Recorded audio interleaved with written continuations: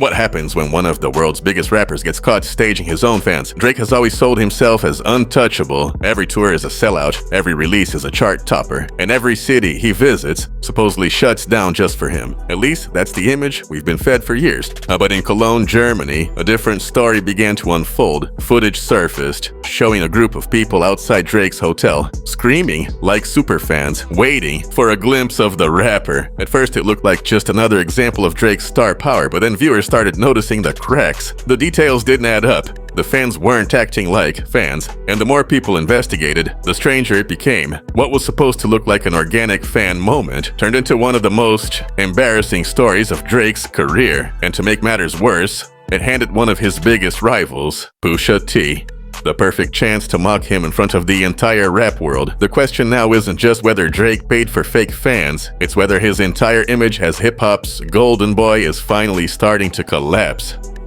The Cologne clips spread fast online. A crowd of people stood outside, cheering at the top of their lungs, supposedly waiting for Drake to come out of his hotel. But instead of excitement, the footage raised eyebrows immediately. Not a single person had merchandise. No tour t-shirts, no OVO hoodies, no vinyls, no posters. If this was really a group of dedicated fans, you'd expect at least one person to bring something for an autograph or to show their support. Instead, the crowd looked strangely plain, almost like background actors on a movie set. And then came the most bizarre detail. The crowd started cheering for the wrong person. That's right, they thought someone else was Drake and erupted into applause before realizing their mistake. Real fans who travel to see their idol don't mix him up with random strangers. That one moment instantly made people suspicious. But what really sealed the doubt was the angle of the footage itself. Instead of dozens of fan-shot videos flooding TikTok and Instagram, the main clips came from Drake's own team. Usually when a superstar steps out, fans are the ones desperately trying to capture every angle, uploading shaky iPhone footage, screaming into the camera. But here,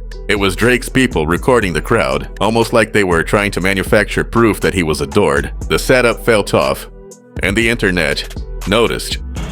I study rap battles for a living. Soon after, online investigators did what they do best. They traced the supposed fan group back to a company that literally rents out crowds for events. Yes, that's a real business model. PR firms can hire groups of people to cheer, clap, or fill a space to make someone look more popular than they actually are. And suddenly, everything clicked. The awkward behavior, the lack of merch, the misplaced cheering, the fact that only official team cameras were rolling. It all fit the profile of a stage stunt. If true, it wasn't just desperate, it was humiliating. Imagine being one of the biggest rappers in the world, only to be exposed for hiring strangers to act like your fans. Critics pointed out how unnecessary the move was. Drake already has millions of listeners, sold-out shows, and global recognition. Why risk his reputation for a fake crowd outside a hotel? The answer, many believe, comes down to optics. Right now, Drake is juggling lawsuits, constant beefs, and growing criticism online. Every time he trends, it's less about his music and more about his controversies. So a staged fan moment may have been his team's attempt to remind the world, look, people still love him. But instead of boosting his image, it backfired in the worst way. To make matters worse, the Cologne incident quickly got compared to real superstar moments, and those comparisons weren't kind to Drake. Take Kendrick Lamar, for example. When Kendrick made a surprise appearance at SZA's tour, fans didn't just cheer, they lost their minds. The entire arena erupted instantly. Phones shot into the air from every direction. People were screaming, crying, jumping on their seats. You could feel the energy pouring through the screen even if you weren't there. That's what genuine fandom looks like.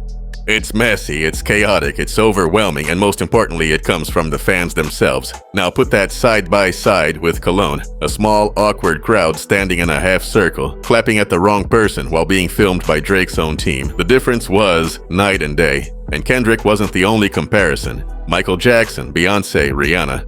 All artists who draw real spontaneous chaos from their fans. Clips of them meeting crowds show swarms of people pressed against barricades, screaming their names, holding posters, passing gifts. Drake's Cologne stunt, it looked like a rehearsal for a school play. The internet didn't hold back, and once the memes started spreading, Drake's attempt at boosting his image turned into a full-blown joke. But just when things couldn't get worse for him, one man stepped in to pour gasoline on the fire.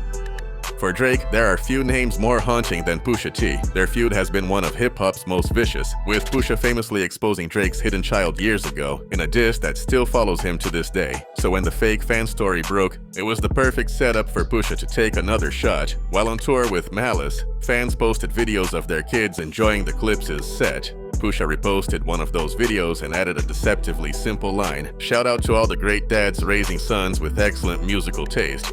At first glance, it might look like a wholesome compliment, but everyone who's followed the Drake-Pusha saga knew exactly what he was doing. It was a callback to the infamous "you are hiding a child" revelation, twisted into a light-hearted jab that landed harder than any diss track could. The timing made it even deadlier. Drake was already being mocked for his staged fan moment, and now Pusha was reminding the world of one of his most embarrassing chapters, all while celebrating real fan love at his own shows. It wasn't just trolling, it was dominance. Pusha showed that while Drake was busy faking hype, he and Malice were out performing for genuine supporters who didn't need to be hired.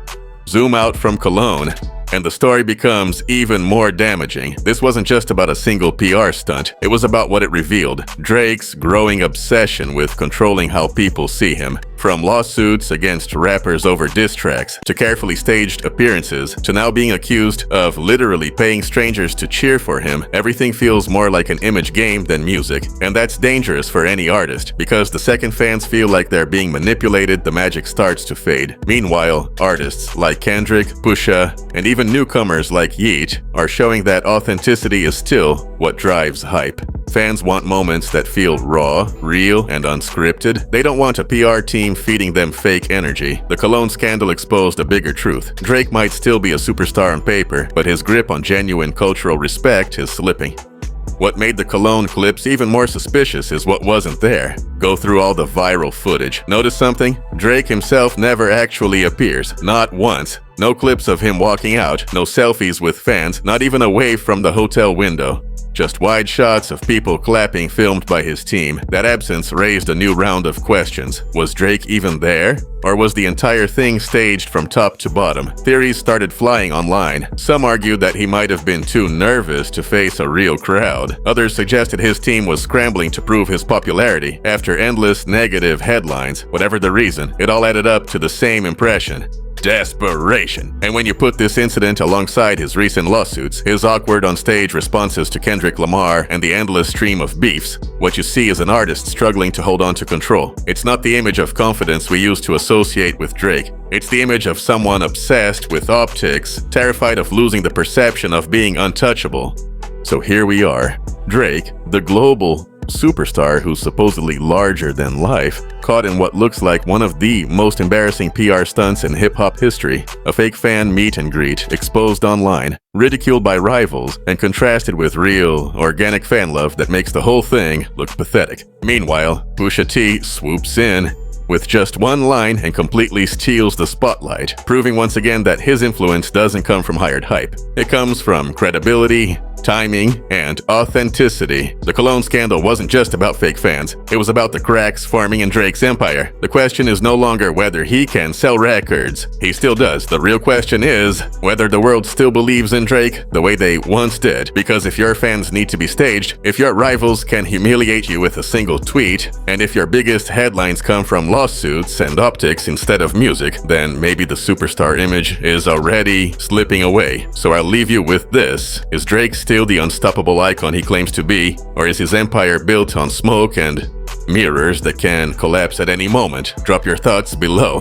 I'm curious if you think this was just a one-time PR stunt gone wrong, or if it's a sign of something much bigger happening to Drake's legacy.